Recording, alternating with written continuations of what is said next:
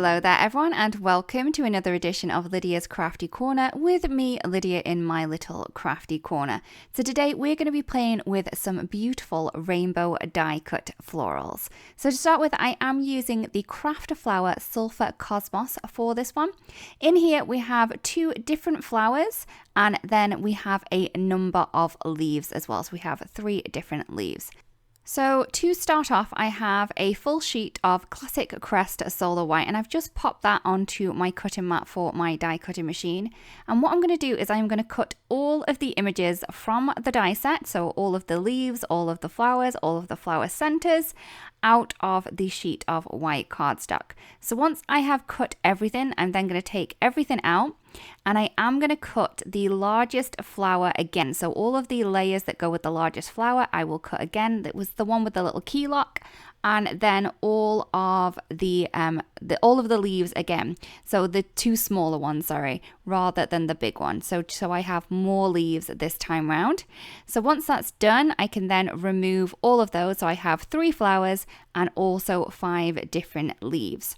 So once I have all of my pieces, I then line them all up, which flower goes with which.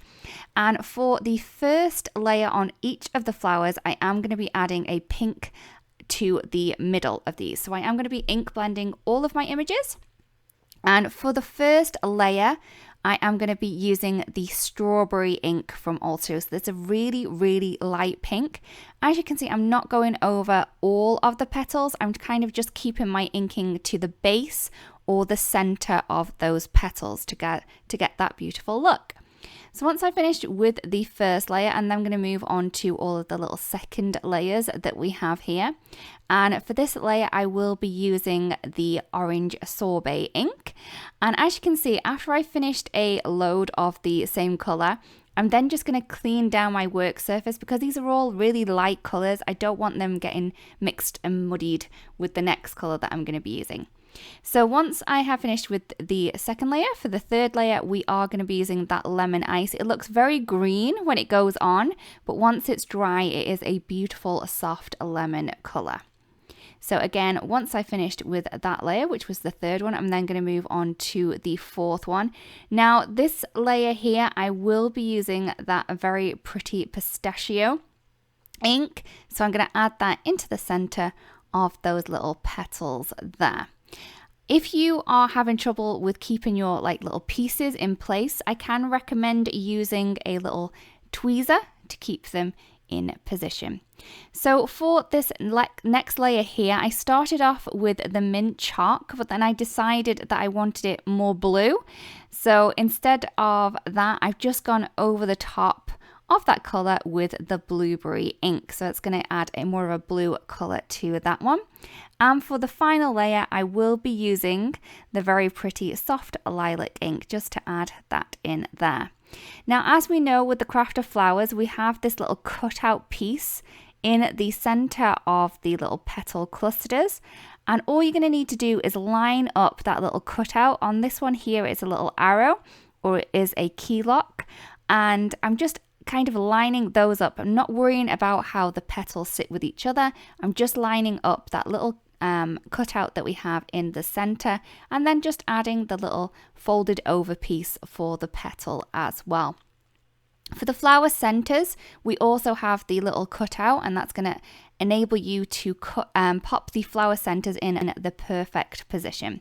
So once I've finished with that flower there, I am going to move that over to the side and then move on to the other 2 flowers that I have.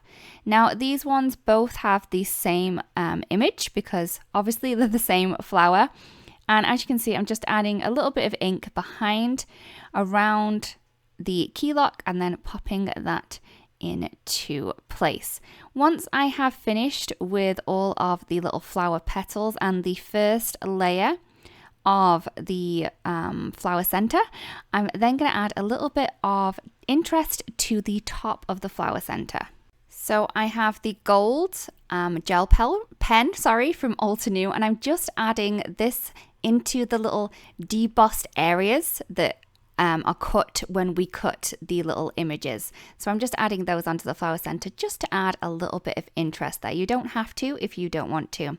Once that's done, I'm just going to pop these into place using a little bit of foam tape from Altenew just to add a little bit of depth and definition there. So I'm just going to play around with these flowers, and before I add them to my card base, I wanted a little bit more interest on the card base. So I have a panel which is 4 by 5.25, and I've just used the Diamond Stars 3D embossing folder to emboss that panel.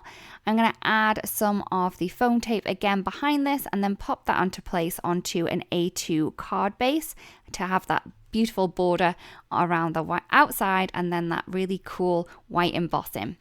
Once I have that down, I'm then going to play around with kind of the placement of my florals and also the leaves. Now I'm going to add some foam tape behind the flowers, but nothing behind the leaves. When I place the flowers down and I have the leaves kind of tucked underneath it, the foam tape that I have on the flower will stick the leaves into place as well as sticking the flower onto the card base. You can add a little bit of glue behind the leaves if you want to, but I don't think it's necessary all of the time.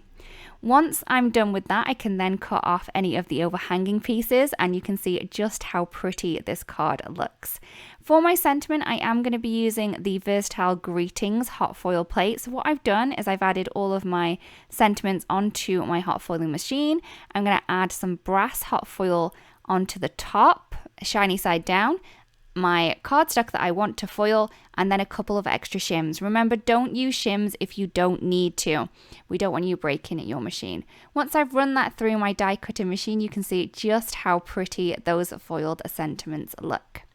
Once I have foiled all of the sentiments, only the hugs didn't foil very well, so I won't cut that one out, but I am using the coordinating die from the die set to go around the outside of all of the little sentiments that we have, so I can use these on this card and also in future as well.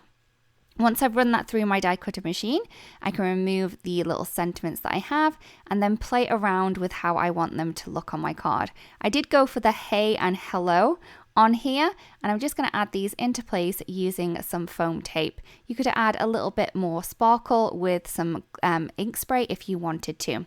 So here is the card complete. We really do hope that you like the card and that you've enjoyed the video as well. If you do create a card that was inspired by this, it'd be great if you do share because we'd love to see. Thank you so much for watching, everyone, and we'll see you again really soon. Bye-bye. Lydia here.